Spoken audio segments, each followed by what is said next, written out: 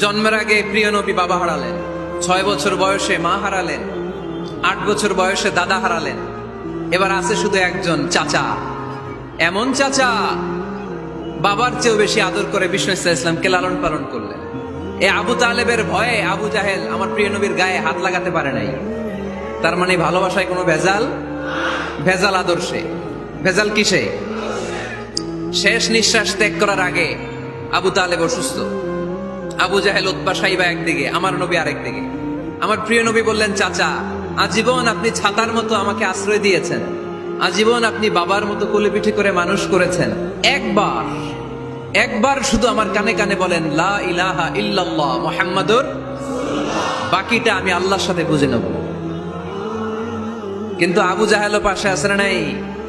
আবু জাহেল কয় না, আবু তালেব খবরদার, আজীবন যে শিরকি ধর্মের উপরে ছিল ওইটার উপরেই থাক, বাপ দাদার ধর্মে চুন কালি মাখিস না। একবার আবু তালেব প্রিয় নবীর নুরানি চেহারার দিকে তাকায়, মনে মনে ভাবে এখনই পড়ে ফেলি কালিমা, মুহাম্মদের আদর্শই আমার আদর্শ বানায় ফেলি। আবার যখন আবু জাহেল উতবা সাইবার দিকে তাকায়, মনে মনে ভাবে না, আগের ধর্ম ছাড়তে চাই না। এই দোটানা অবস্থা থেকে শেষ নিঃশ্বাস ত্যাগ করার আগে আবু তালেব এটা বলে মারা গিয়েছে, আলা মিল্লাতি আব্দুল মুত্তালিব, আমি আব্দুল মুত্তালিবের শিরকি ধর্মের উপর থেকে শেষ নিঃশ্বাস ত্যাগ করলাম। তার মানে আল্লাহর দেয়া বিধান অনুযায়ী সে জান্নাতি না জাহান্নামী? শুধু যে নবীরে ভালোবাসছিল কোনো কাজে আসছে? কথা বলেন। তাহলে শুধু ভালোবাসা আমারে বাঁচাতে পারবে না।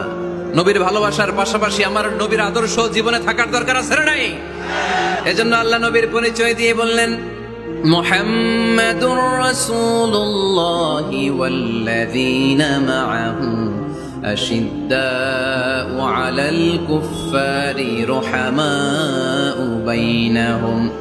কোরআন আমাদেরকে বলে তোমাদের প্রিয় নবীর প্রথম পরিচয় তিনি রাসূলুল্লাহ সাল্লাল্লাহু আলাইহি ওয়াসাল্লাম, তিনি হলেন আল্লাহর রাসূল।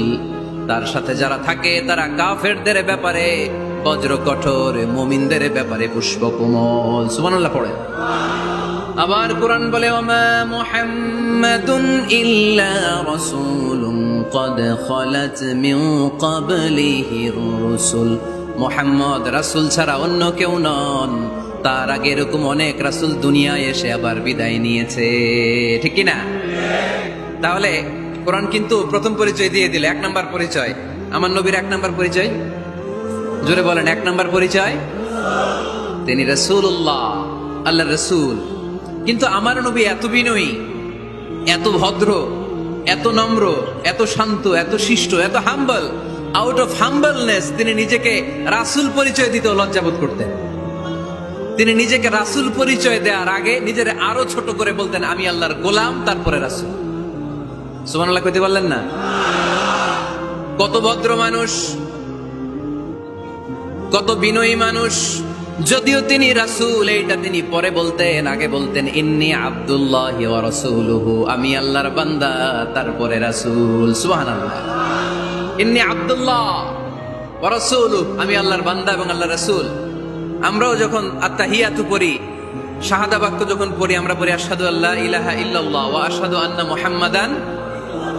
একটা হলো আব্দুহু, আরেকটা রাসূলুহু। তিনি আল্লাহর আব্দ, গোলাম, দাস, আবার তিনি রাসূল।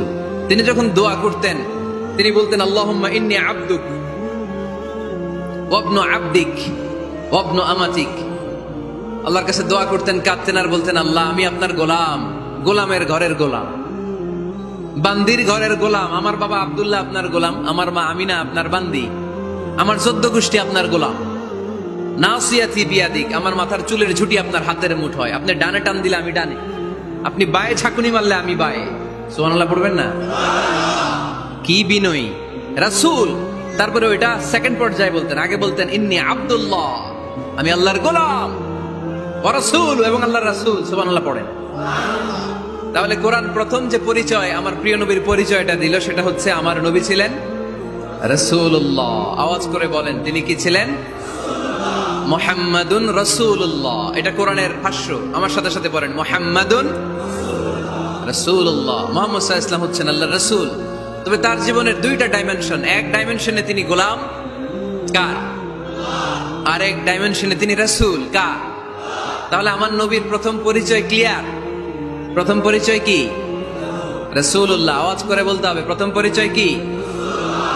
এবার কোরআনকে যদি বলি, কোরআন বুঝলাম তিনি নবী রাসূল, রাসূল তার প্রথম পরিচয়। এবার তার আর কোনো পরিচয় আছে কিনা বলো। কোরআন বলে আছে। তিনি শুধু রাসূল না, তিনি শেষ রাসূল। তিনি শুধু নবী না, তিনি শেষ নবী। He is the last messenger. Adam আলাইহিস সালাম থেকে আরম্ভ করে ঈসা আলাইহিস সালাম পর্যন্ত নবী আসার যে ধারাবাহিকতা, এই ধারাবাহিকতা আল্লাহ তাআলা বিশ্ব নবীর মাধ্যমে ক্লোজ করে দিয়েছেন। ওনার পরে আর কোন নবী আসবে? ওনার পরে আর কোন রাসূল আসবে? এজন্য কোরআন বলে, মা কানা মুহাম্মাদুন আবা আহাদিম মির রিজালিকুম ওয়ালাকিন রাসূলুল্লাহি ওয়া খাতামান নাবিয়্যিন। খাতামান নাবিয়্যিন, he is the last messenger, শেষ নবী। তারপরে কোনো নবী নাই, তারপরে কোনো রাসূল নাই। এখন যদি কেউ দাবি করে আমি নবী, হ্যাঁ, কি চলবে? খালি মাইর চলবে, আওয়াজ ছাড়া। মাইর হবে, আওয়াজ হবে।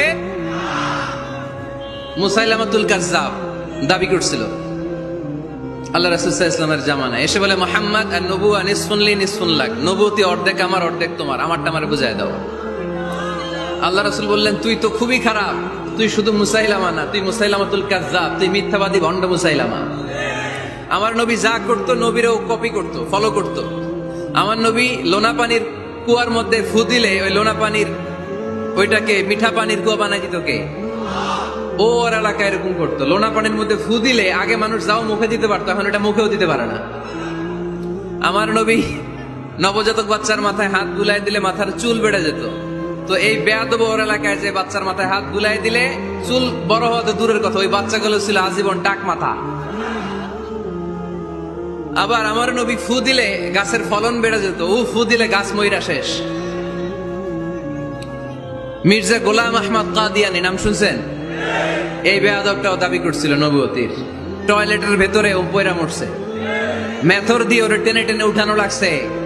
তাই আমার নবীর সাথে বেয়াদবি করলে ওর সাথে ছাড় নাই, চিল্লায় বলো ঠিক কিনা? শেষ নবী, ওনার পরে নবী নাই।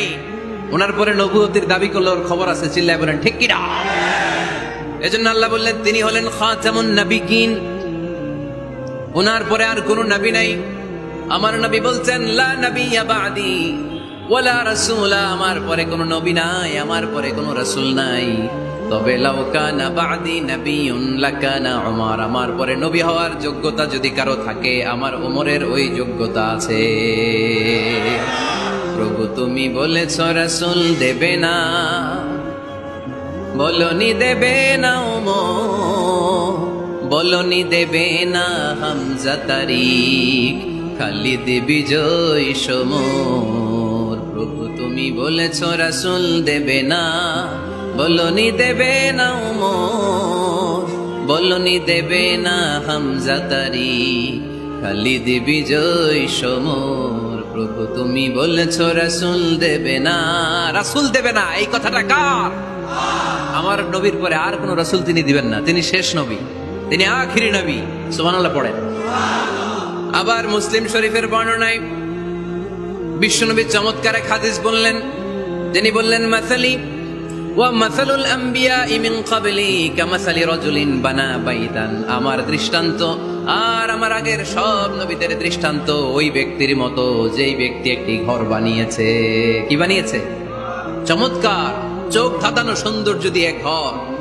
এই ঘরের ভুল ধরার মতো কোনো ভুল নাই। এত ডিজাইন, এত ইন্টেরিয়র ডিজাইন করেছে, লোকজন যেই আসে দেখে বলে বাহ বাহ। দেখে কি বলে?